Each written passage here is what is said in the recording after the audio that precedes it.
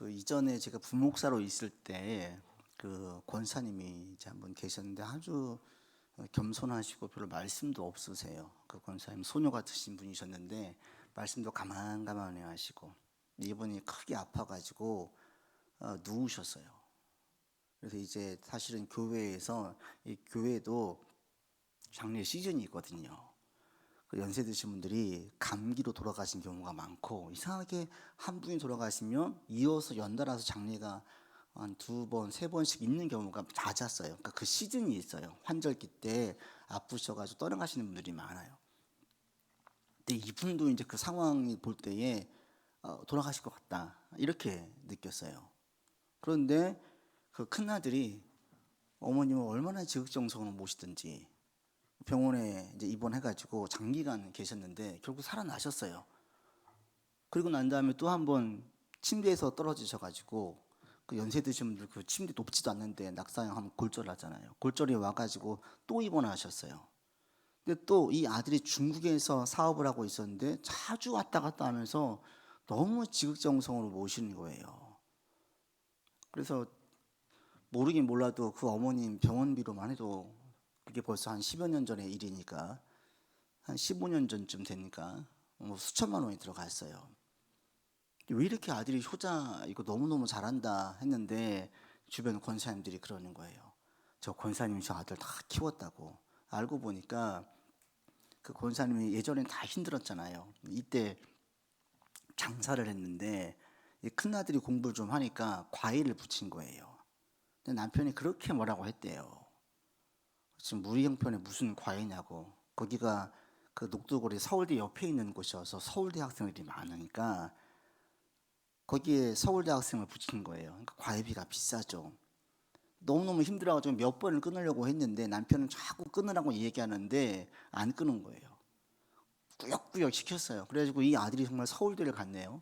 그래서 졸업해가지고 외국계 기업에 들어갔는지 회사는 잘 모르겠어요. 중국에서 왔다 갔다 하면서 돈을 좀 버는 것 같아요.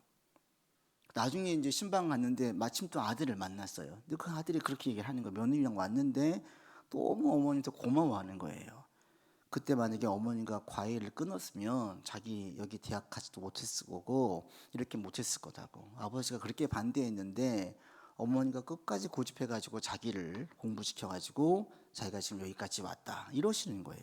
그때 이제 그분이 제가 기억하기로 그 당시 한 50대쯤 됐으니까 애가 대학생이었으니까 그런 얘기를 하시는 거예요. 나이가 들어갈수록 그 인생 가운데 더 고마운 마음이 커지는 분이 있잖아요.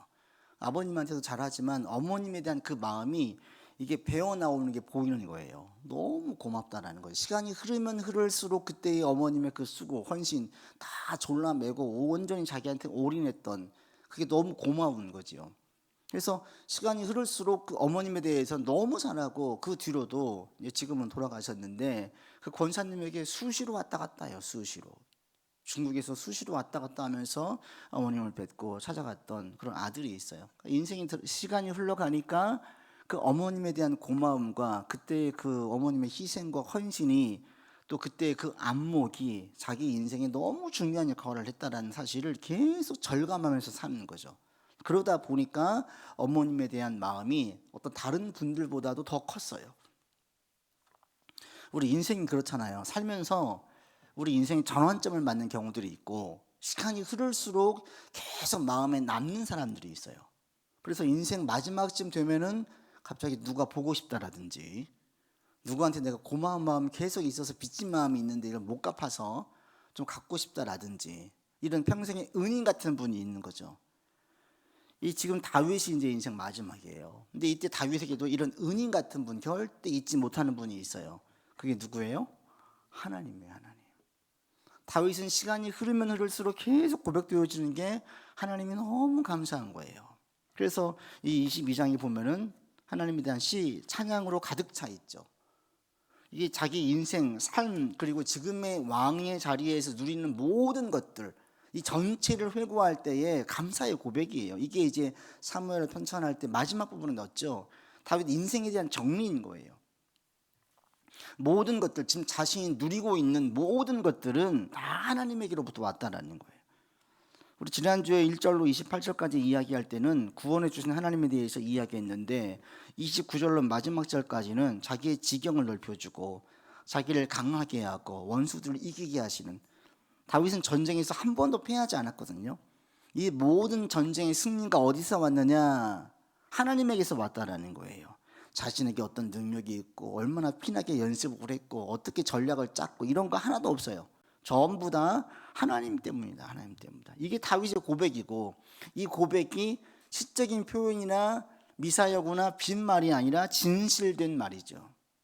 우리가 사무엘 상하에 나와 있는 다윗의 일생을 보면 하나님께서 건져주시고 그를 지켜주시고 승리케 하신 적이 한두 번이 아니거든요. 그러니까 다윗의 이 고백은 거짓된 고백이 아니라 진실된 고백이에요.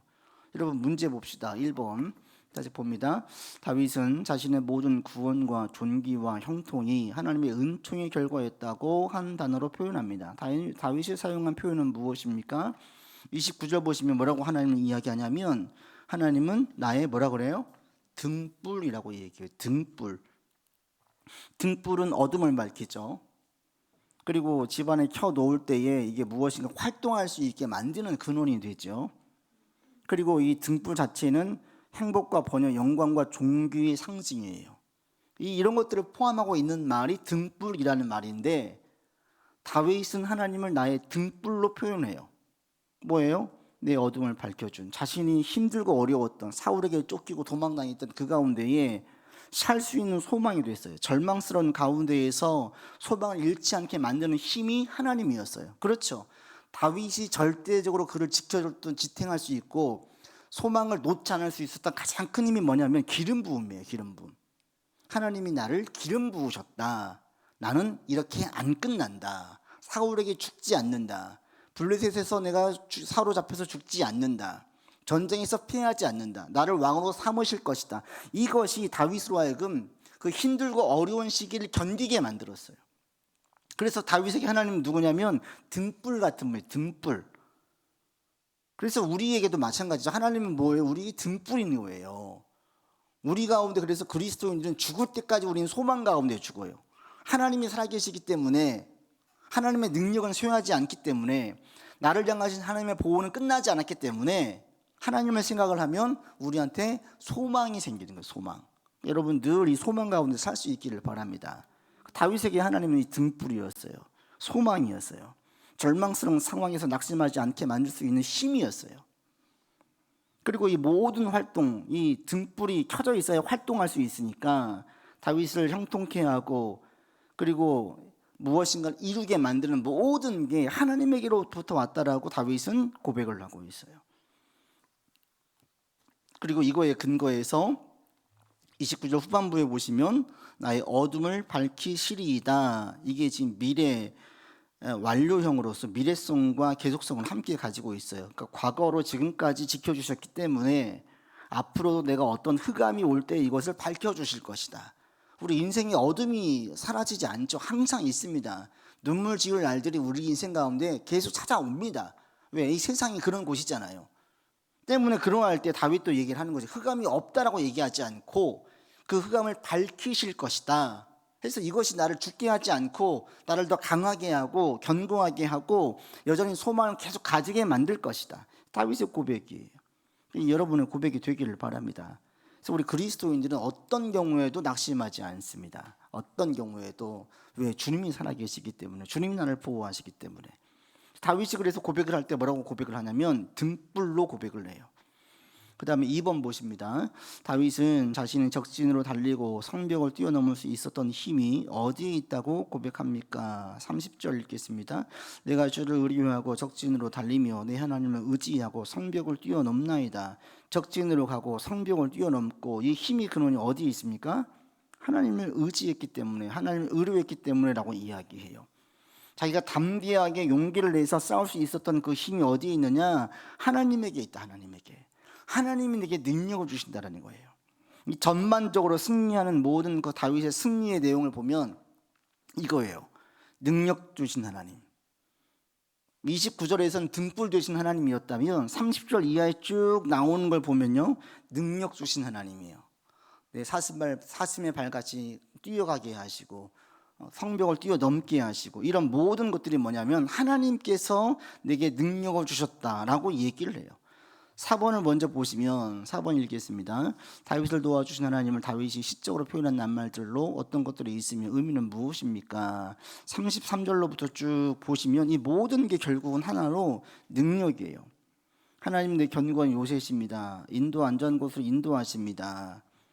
이게 등불되는 것이고, 34절에 암사슴 발과 같게 하셔서 높은 곳에 세우시고, 35절에 나를 가르쳐가지고 싸우게 하시고, 자기 힘으로 싸운 게 아니라 하나님께서 나를 가르쳐 주셨다는 거예요. 내 팔에 놋활을 당기고, 이 놋활은 아무나 못 당겨요. 이 장사 힘이 있어야 이걸 당길 수가 있어요. 놋이 무겁기도 하고. 그러니까 자기한테 큰 힘을 주신 게 누구냐? 하나님이시라는 거예요. 그리고 구원의 방패를 삼으셨다라고 얘기를 해요. 그래서 다윗에게 하나님은 어떤 분이냐? 능력 주신 하나님. 내가 잘나서, 내가 뛰어나서가 아니라 하나님이 내게 능력을 주셔가지고 많은 승리를 거두게 하셨다라고 얘기를 해요. 그래서 다윗은 그래서 이 왕이 있을 때 교만해지지 않죠. 오직 다른 모든 것들은 자기 마음대로 해도 여호와의 말씀이다 그러면 거기에 무조건 부복하는 거예요. 왜? 이 모든 힘이 하나님에게로부터 온 것을 다윗은 분명하게 알고 고백하기 때문에. 또 하나 하나님께 다윗이 나아갈 때 어떤 얘기를 하냐면, 하나님은 어떤 분이시냐라고 얘기할 때 이게 36절 보십시오. 36절 같이 읽겠습니다. 주께서 또 주의 구원의 방패를 내게 주시며 주의 온유함이 나를 크게 하셨나이다.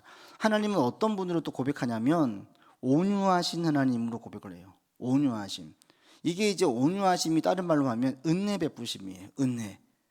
하나님은 어떤 분이십니까? 이 다윗에게 은혜를 베푸신 분이에요. 이 은혜를 받았던 이 이유가, 다윗이 무엇 때문에 은혜를 받았습니까? 이게 다윗이 어떻게 왕이 될 수 있었어요? 이게 은혜거든요. 여러분 51절로 가보십시오. 51절 읽겠습니다.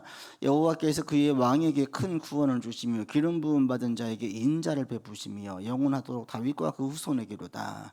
여기 결론적으로 나오는데 기름 부음 받은 자, 자기죠. 사무엘을 통해서 기름 부음 받았어요. 이게 다윗에게는 소망을 가지게 만드는 거였어요. 우리가 그리스도인이 됐어요. 예수님께서 나를 믿게 만드셨어요. 내가 주님을 믿는 게 아니라 주님께서 나를 불러가지고 하나님의 자녀로 삼으셨어요. 이것을 내가 확신을 하면 우리가 소망 가운데 살게 되고요. 그런 사람들이 경험하는 게 뭐냐면 51절에 인자예요. 인자가 은혜예요. 헤세드 같은 말이에요. 은혜는 어떤 게 우리가 은혜 입었다고 얘기합니까? 내가 그럴 자격이 없는데 그 이상의 혜택을 받은 사람이 은혜를 받았다고 얘기하죠. 다윗이 하나님 위해서 한 게 뭐가 있어요? 냉정하게 말해서 없어요. 하나님이 그를 기르신 거예요. 다윗이 목동호에 있을 때 다윗이 한 게 뭐가 있습니까? 다윗이 사울에게 도망다닐 때 다윗이 한 게 뭐가 있습니까? 생존의 문제였지 하나님을 위해서 무엇인가 한 건 없어요. 성전이 아니었어요. 물론 이제 골리앗과 싸움도 있었지만 일반적으로 모든 싸움들을 볼 때에는 누구나 하고 있는 그 일들을 한 거예요. 하나님께서 그런 다윗을 붙잡아 주시고 지켜주시고 건져주시고 보호해주시고 이 모든 것들이 다 뭐예요? 은혜예요, 은혜. 그래서 다윗은 하나님께 대해서 어떻게 고백을 하냐면 은혜의 하나님으로 고백하는 것을 볼 수가 있어요. 48절과 49절 보십시오. 5가지를 다윗이 이야기하는데 같이 읽겠습니다. 이 하나님 나를 위하여 보복하시고 민족들이 내게 복종하게 하시며 나를 원수들에게서 이끌어내시며 나를 대적하는 자 위에 나를 높이시고 나를 강포한 자에게서 건지시는 하나님이셨어요. 나를 위해 대신 복수해 주셨어요. 다른 많은 민족들이 내게 복종하게 만들었어요. 이 모든 힘이 하나님께로부터 왔어요. 원수들에게서 나를 이끌어내서 구원해 주셨어요. 대적하는 자들을 위해서 나를 높여 주셨어요. 명예와 권세를 주시고 존귀를 주셨어요. 강포한 자에게서 건져 주셨어요. 이게 지금 이제 모든 인생에 대한 결론적인 부분이에요. 이 자체가 전부 다 하나님의 은혜라는 거죠. 은혜. 내가 무엇인가를 해서 내가 얻은 게 아니라 그냥 하나님께서 나를 기름 부으셨기 때문에, 택함 받았기 때문에 얻어지는 혜택들. 이게 지금 다윗의 고백이에요. 그래서 다윗은 자기의 인생을 돌아볼 때에 하나님을 절대로 빼놓을 수가 없어요. 살면 살수록, 해를 거듭하면 거듭할수록 하나님께 감사할 일이 많지 거기에 대해서 자기가 뭐 내가 어떻게 해서 이런 자기를 자랑하거나 과시할 한계도 없는 거예요. 이게 다윗의 고백이었습니다. 그래서 다윗이 또 느낀 하나님 뭐냐? 이 은혜의 하나님, 은혜 베푸신 하나님에 대해서 다윗이 이야기하는 걸 볼 수 있습니다. 그 다음 우리가 5번으로 가보죠. 5번 같이 읽겠습니다. 하나님을 의지한 다윗에게 하나님께서 실제로 도움을 준 내용들은 무엇입니까? 아까 읽었습니다. 엎드러지게 하고 승리하게 하고 능력을 주시고 다 이게 하나님께서 하시는 거예요. 6번 보겠습니다. 읽습니다. 다윗이 하나님을 찬양하고 높이는 이유는 무엇이라고 밝히며 찬양의 마지막 부분에서 이유가 무엇이라고 밝힙니까? 이미 읽었어요. 47절 보겠습니다. 47절 읽겠습니다. 여호와의 사심을 두고 나의 반석을 찬송하며 내 구원의 반석이신 하나님을 높일지로다. 또 하나님은 어떤 분이시냐면 여호와의 사심, 살아계신 하나님이에요. 살아계신. 다윗에게 하나님은 수상적이고 상징적인 분이 아니라 자기 삶에서 실제적으로 역사하신 살아계신 하나님. 그렇죠. 아까 읽었던 5가지 얘기들. 살아계신 하나님은 어떻게 표현을 했느냐? 5가지 아까 얘기했잖아요. 나를 위해서 대신 보복해 주시고 48절 보시면 보복해 주시고 복종하게 만들고 이끌어내시고 나를 높여 주시고 나를 건지신 하나님. 다 다윗이 경험했던 것들이에요. 그래서 다윗의 인생의 하나님은 생생하게 살아계신 분. 그렇기 때문에 다윗은 하나님을 높일 수밖에 없고 이 모든 게 하나님의 은혜임을 고백할 수밖에 없는 거예요. 이 고백이 다윗에게 있어서 다윗은 하나님께 시간이 흐를수록 계속 감사할 일들만 있어요.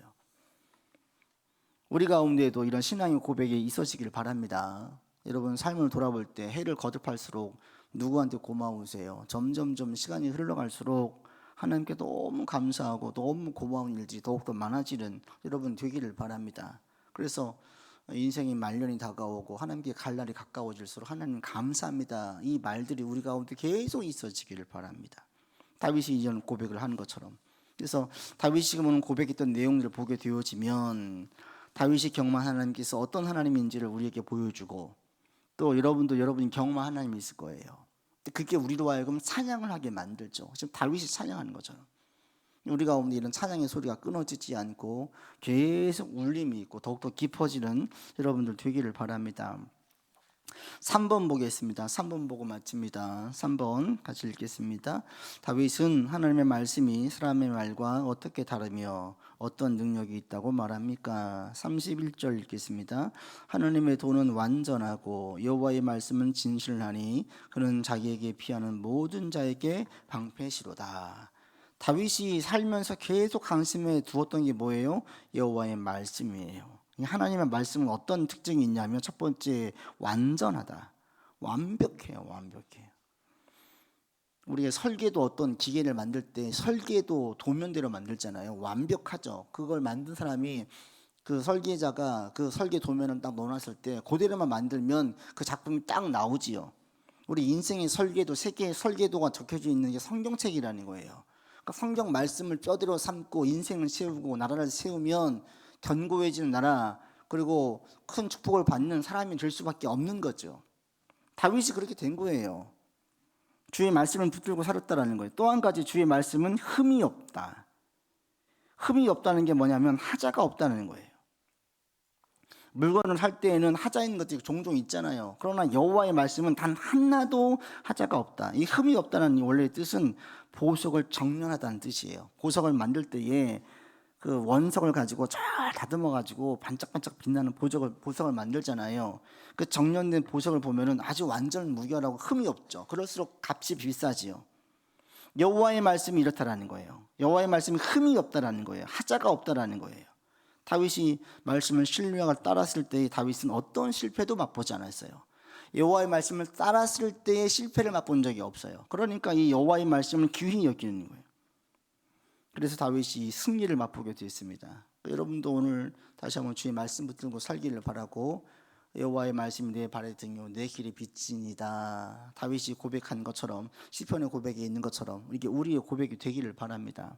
그리고 다윗이 지금 이야기했던 다윗이 경험한 하나님, 등불 되신 하나님, 능력 주신 하나님, 또 살아계신 하나님, 은혜 베푸신 하나님, 이런 하나님이 우리에게 또 동일하게 지금 역사하고 계심을 알고 이 하나님을 붙들고 오늘도 나아가시고 남은 한 주도 나아가셔서 승리하고 또 감사함으로 주일 예배의 자리에 나올 수 있는 우리 되기를 바랍니다. 기도합시다. 아버지 하나님, 하나님은 다윗을 끝까지 책임지셨습니다. 버리지 않으셨습니다. 그를 붙들고 계셔서 그가 인생의 해를 거듭할수록 주님께 감사 찬송이 더하게 하셨습니다. 그리고 그 주님은 지금도 살아계셔서 우리 가운데 역사하십니다. 우리를 끝까지 책임지십니다. 우리에게 능력을 주시고 우리를 건져주시고 우리에게 은혜를 베푸시고 또 우리를 지키시는 분이십니다. 하나님, 다윗이 고백하고 경험한 하나님이 우리 안에 많이 경험되어져 있는데 이 경험의 고백이 주님에 대한 깊은 찬양의 소리로 더 울려 퍼지게 하여 주시고 해를 거듭하면 거듭할수록 주님께 감사하고 찬양하는 소리가 계속되어지는 우리의 삶이 되게 인도하여 주시옵소서. 여호와의 말씀은 흠이 없습니다. 완전합니다. 주의 말씀을 주하로 묵상하고 말씀을 따르는 우리가 되게 도와주시어서 말씀이 나를 지키고 하나님의 능력이 하나님의 은혜와 인자가 내 삶을 둘러 덮는 역사를 보게 하여 주시옵소서.